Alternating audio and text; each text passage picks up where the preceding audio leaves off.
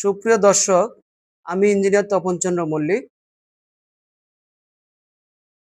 আজ আমি আলোচনা করব গাঁথুনি করার সঠিক পদ্ধতি, গাঁথুনি কয়টি ধাপে সম্পূর্ণ করতে হবে, গাঁথুনির মশলার রেশিও কী হবে এবং গাঁথুনি কতদিন কিউরিং করতে হবে। ডিজাইন অনুযায়ী গাঁথুনির লেআউট দেওয়ার পরে লেআউটের উপরে গাঁথুনি করতে হবে। গাঁথুনি শুরুর পূর্বে একটি হাউজে ইট 12 ঘন্টা ভিজিয়ে রাখতে হবে।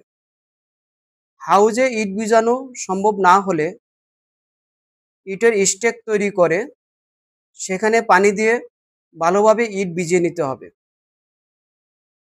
এরপরে গাঁথনি শুরু করতে হবে। গাঁথনি 3টি ধাপে সম্পূর্ণ করতে হবে। প্রথম ধাপে ফ্লোর লেভেল থেকে সর্বোচ্চ 4 ফুট পর্যন্ত করা যাবে। দ্বিতীয় ধাপে ফ্লোর লেভেল থেকে 7 ফুট পর্যন্ত করতে হবে। 7 ফুট গাঁথনির পরে লিন্টেল ঢালাইয়ের পর তৃতীয় ধাপে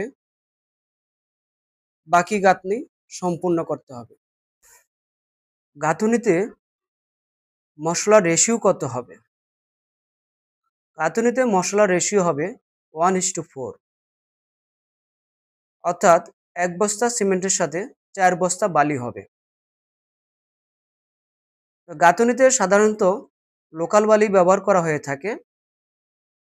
লোকাল বালির কোয়ালিটি যদি ভালো না হয়, অর্থাৎ এফএম যদি 1.5 কম হয়, সেক্ষেত্রে লোকাল বালুর সাথে কিছু সিলেট স্যান্ড বা মোটা বালু ব্যবহার করা যেতে পারে। 1:4 অর্থাৎ 1 বস্তা সিমেন্টের সাথে 4 বস্তা বালু। 4 বস্তা বালুর মধ্যে 3 বস্তা লোকাল বালু এবং 1 বস্তা মোটা বালু বা সিলেট স্যান্ড ব্যবহার করতে হবে। গাঁথনি করার সময় গাঁথনির জয়েন্ট কি হবে? গাঁথনির জয়েন্ট 10 মিলি থেকে 12 মিলি এর বেশি হবে না। গাঁথনি কতদিন কিউরিং করতে হবে? গাঁথনি সম্পূর্ণ হওয়ার 24 ঘন্টা পর থেকে কমপক্ষে 7 দিন কিউরিং করতে হবে। আজ এ পর্যন্তই। ধন্যবাদ।